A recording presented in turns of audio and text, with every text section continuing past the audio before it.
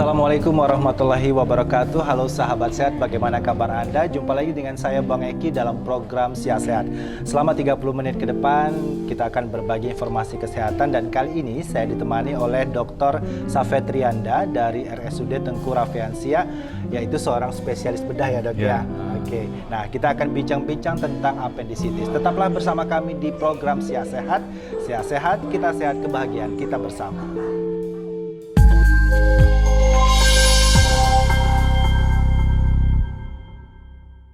Ya, sahabat sehat, tetap di program Sihat Sehat bersama Dr. Safet. Halo Dr. Safet, apa kabarnya dok? Alhamdulillah sehat. Sehat ya dok ya. Oke, kali ini kita mau bincang-bincang ya dok tentang apendisitis atau usus buntu. Nah, ini kan penyakit ini sebenarnya kerap nih dialami oleh pasien-pasien yang mengeluhkan ada nyeri di perut atau sakit di perut. Sebenarnya apa sih dok usus buntu itu dok? Ya. Oke, terima kasih pada Sihat TV sudah mengundang kami ya. Langsung saja. Saya menjelaskan kriteria apa sih usus buntu. Apendisitis atau usus buntu itu diambil dari bahasa Latin. Appendix itu artinya usus buntu, yang tis itu artinya peradangan. Jadi semua penyakit, misalnya mungkin kemarin ada dibahas tentang konjungtivitis sama itu radang mata. Is itu artinya peradangan. Jadi apendisitis itu ada suatu peradangan pada usus buntu yang biasanya yang terletak pada daerah perut kanan bawah. Perut kanan di antara pusat di daerah kanan bawah, dan pasien biasanya mengeluhkan rasa nyeri di daerah perut kanan bawah. Itu pada pengertian secara singkatnya. Nah, biasanya yang menjadi penyebabnya apa aja? Penyebab dari usus buntu itu umumnya karena bakteri ya. Karena kalau kita bicara usus buntu itu apa fungsi dari usus buntu ya? Usus buntu itu sebenarnya masih dalam idiopatik atau masih dipertanyakan apa fungsinya ya, karena tapi diduga itu sebagai imunodulator atau sistem imunitas tubuh manusia. Jadi kalau ditanya apa penyebabnya itu adalah terseringnya akibat dari fekalit atau konstipasi, BAB yang selalu sering mengeras. Karena orang-orang yang BAB mengeras padat atau sulit feses yang itu mengeras, dia tersumbat di daerah usus buntunya itu, tersumbat, akibatnya terakumulasilah bakteri di situ. Yang semakin lama bakterinya terakumulasi, yang lama-lama jaringan daerah sekitar usus buntu itu akan menimbulkan infeksi. Nah, nanti timbul infeksi, lama-lama infeksi itu akan terjadi iskemik. Iskemik itu oksigenasi di daerah usus buntu itu makin lama hilang, pembuluh darahnya itu sudah mati, akan timbul jaringan nekrotik itu jaringan mati. Nah, yang kita takutkan dari usus buntu itu adalah terjadinya jaringan nekrotik ini yang akan menyebabkan terjadinya perforasi atau terjadinya usus buntu yang bocor.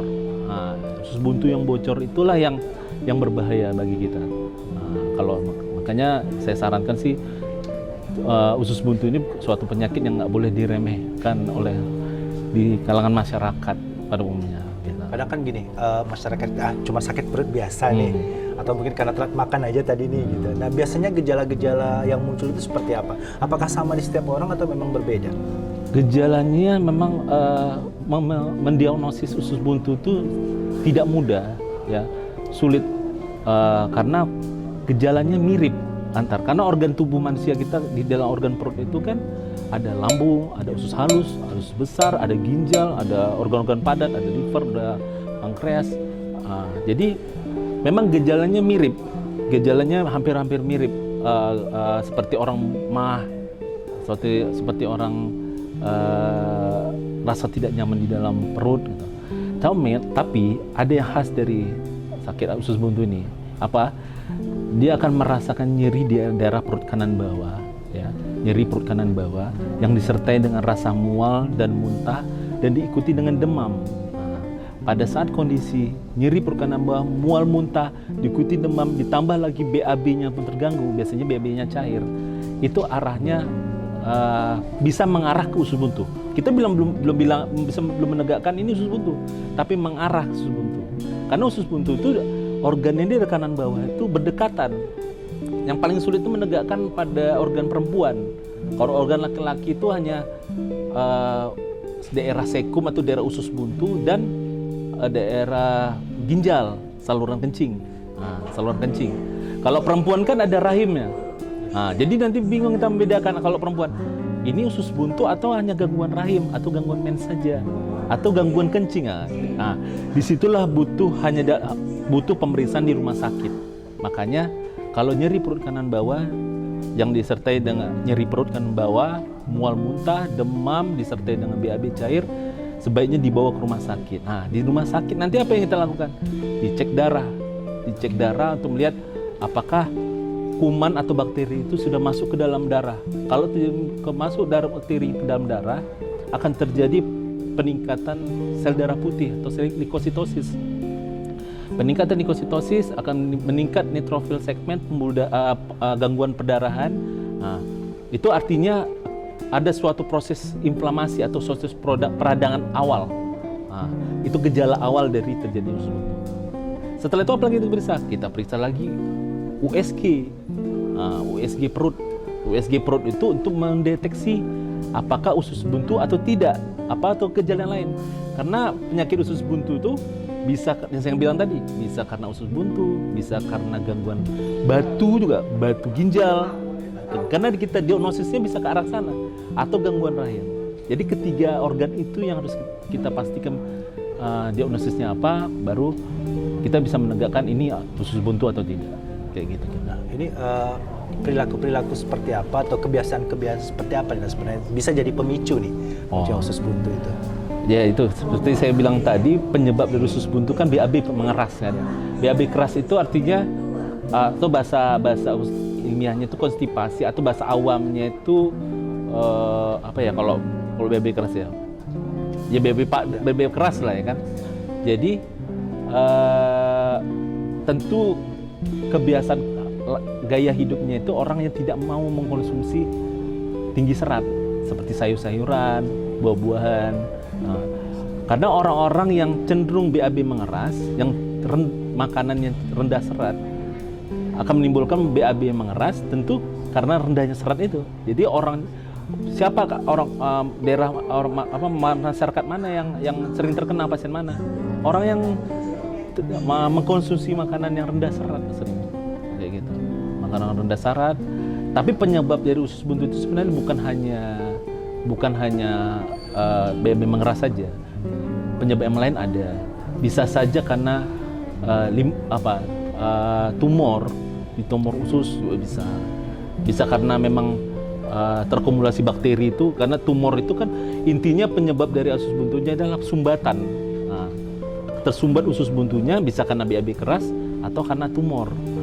Itulah penyebabnya. Gitu. Tapi kalau kita yang masih muda, ya kan, penyebab seringnya sih karena BAB mengeras atau fekalit namanya. Oke. Nah, ini usus buntu ini bisa menyerang siapa saja kah? Bisa. Dia tidak memandang usia, dari anak-anak bayi pun sampai usia tua semua bisa. Semua akan terkena usus buntu itu tidak memandang usia. Mungkin penyebabnya berbeda-beda. Mungkin anak karena gak ada BAB mengeras, orang usia muda, dewasa muda. Pada usia tua yang terjadi usus buntu, usia di atas 40 tahun, kita curigai usus buntu disebabkan oleh tumor. Usia 40 tahun ke atas. Makanya kalaupun habis operasi, usus buntu yang kita ambil itu sebaiknya harus diperiksa dulu ke laboratorium patologi anatomi. Untuk memastikan juga. Untuk memastikan dia memang hanya murni peradangan atau jinak atau ganas yang ada. Nah, kemudian gini dok, ketika ini diabaikan, gejala-gejalanya diabaikan gitu, seberapa parah atau seberapa burukkah yang ditimbulkan oleh usus buntu ini? Ya. Jadi sebenarnya yang kalau diabaikan itu awal muasalnya nyerinya hanya di daerah terlokalisir ya, hanya daerah kanan bawah. Kalau terjadi perforasi, terjadi nekrotik jaringannya, bocor usus buntunya, akibatnya fesesnya itu akan keluar dari usus buntunya, terjadilah nanah abses di daerah perut itu. Nanah abses ini akan menimbulkan suatu gangren atau gas. Dia akan mengisi di daerah organ intraabdomen atau organ dalam perut, organ dalam perut itu akan terisi, akan timbul peradangan pada dinding-dinding perut. Nah, pas proses peradangan di dinding-dinding perut inilah gejalanya berubah, bukan hanya kena bawah, tapi nyeri di seluruh lapangan perut. Nyeri seluruh lapangan perut, mual muntah, sampai perutnya mengeras, tegang, kan perut saya tegang nih. Nah, kalau nyeri di sini aja masih lunak perutnya, tapi nyeri. Tapi kalau sudah pecah perutnya mengeras, besar perutnya, tegang, demamnya bukan demam tinggi, di atas 38 derajat Celcius. Demam tinggi, kadar sel darah putihnya pun tinggi sekali, sampai di atas 20.000. Itu bisa yang kita takutkan adalah masuk ke gejala sepsis. Sepsis itu adalah infeksi berat. Nah, gejala severe sepsis juga akan menimbulkan infeksi berat yang akan mengenai organ lainnya, bukan hanya organ saluran cerna, tapi akan mengenai organ liver, organ-organ ginjal. Nanti dicek fungsi ginjalnya akan terganggu, fungsi ginjal terganggu, fungsi liver terganggu. Nah, itu udah kemana-mana jadinya. Kenapa begitu? Karena kumannya sudah menyebar kemana-mana sampai ke otak. Kalau udah ke otak, dia akan terjadi kejang, sampai ke paru-paru, akan terjadi gagal nafas. Akibatnya apa? Kematian. Itu makanya nggak boleh dianggap remehkan dari sakit usus buntu. Oke, nah ini kan beberapa kali pun saya mendengar ini kalau terkena usus buntu ini memang harus ada pembedahan atau operasi. Itu penanganannya seperti apa sih, Dok? Mengapa harus sampai begitu gitu? Iya. Ya mungkin untuk masyarakat ya, yang perlu diketahui, usus buntu itu obatnya first line-nya atau pilihan pertamanya adalah operasi. Tidak ada yang namanya makan obat, makan pil, makan obat. Dia murni harus dioperasi. Operasinya itu kita tergantung dari gejala yang kita lihat. Kalau hanya kondisi appendicitis akut, hanya daerah-daerah terlokalisir, operasinya mungkin dianggap simple appendectomy. Artinya hanya dilakukan penyayatan di daerah perut kanan bawah.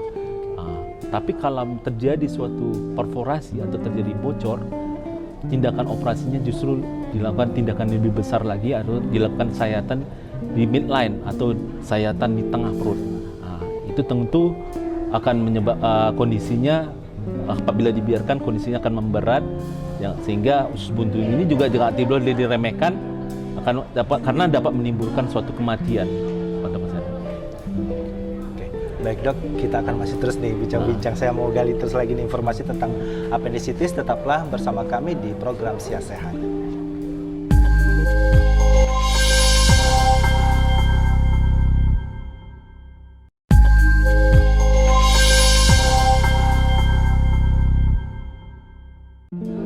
Ya, sahabat sehat, masih bersama dengan Dr. Safet Rianda, spesialis bedah dari RSUD Tengku Raffiansyah, dan masih membahas tentang appendicitis. Dok, ini kita mau bicara dulu tentang fakta dan mitos. Nah, di masyarakat kita banyak beredar katanya makan biji cabai atau jambu biji juga menyebabkan radang usus buntu. Benar apa enggak sih, Dok? Jawabannya itu mitos. Mitos. Karena pertanyaannya, apakah makan biji cabai itu bisa menyebabkan nyeri perut? Iya. Cuman apa bisa menyebabkan sakit usus buntu? Belum tentu. Cuma kenapa makan biji cabai itu betul bisa mengiritasi saluran cerna, terutama daerah lambung, daerah usus halus. Tapi belum ada pembuktiannya secara ilmiahnya itu biji cabai itu menyebabkan usus buntu. Wah, itu belum ada.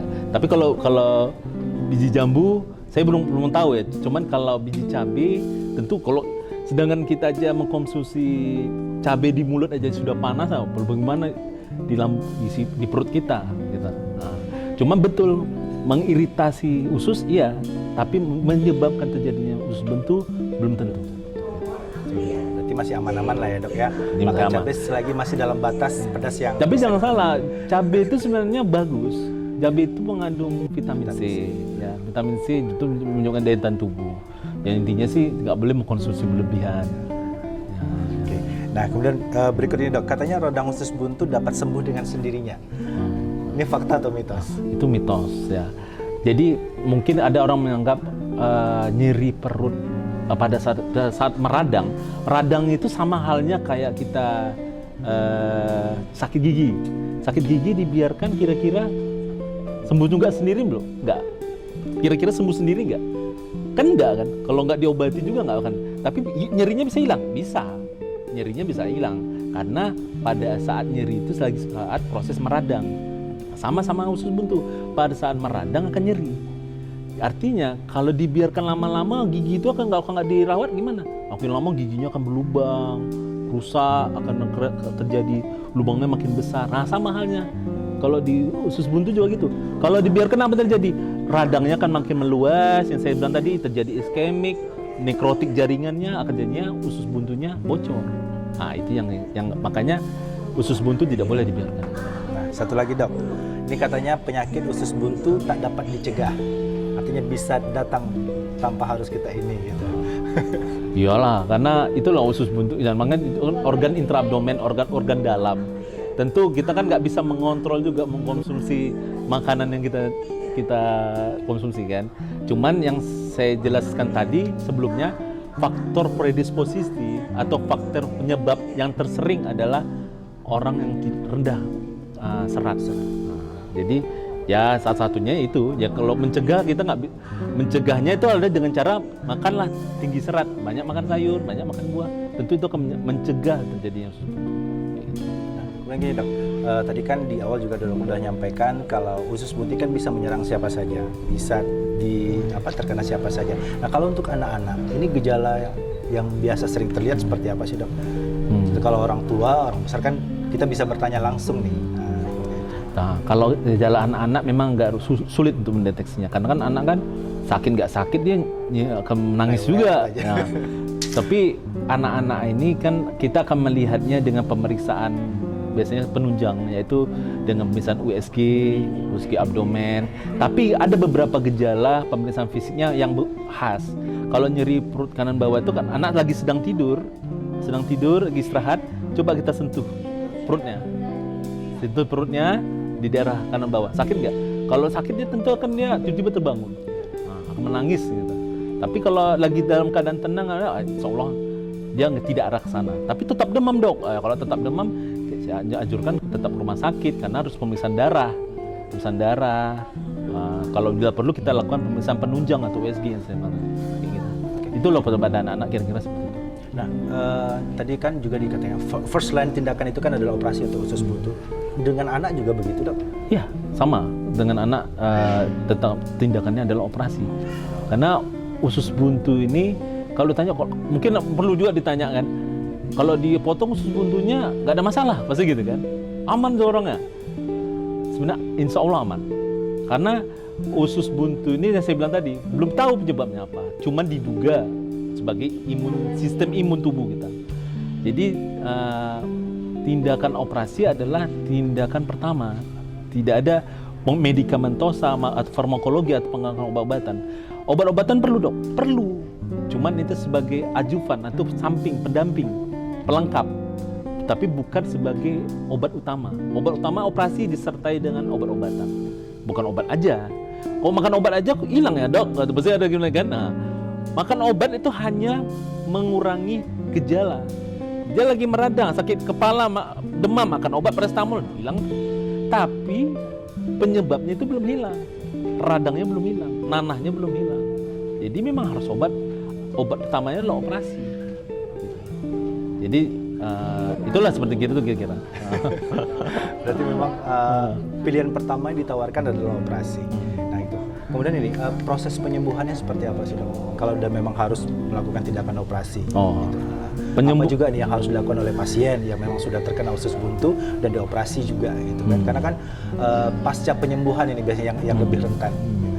Jadi kalau bicara tentang penyembuhan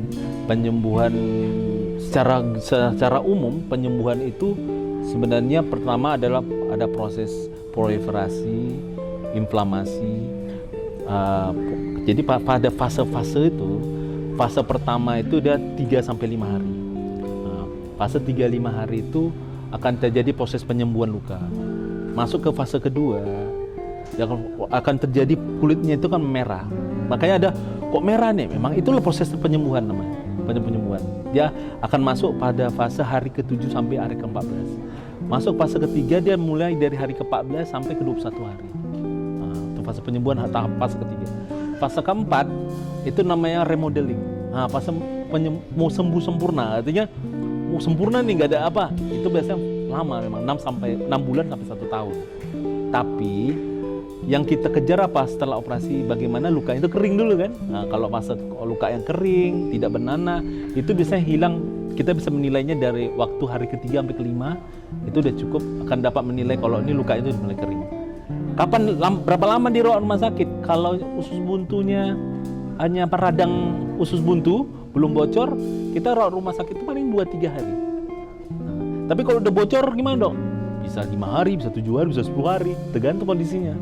Makanya tentu makin berat kondisi pasien, tentu operasi makin sulit, penyembuhan juga makin sulit, resikonya pun makin sulit. Nah itulah, jangan kita tunggu dulu pecah dulu baru operasi. Ya.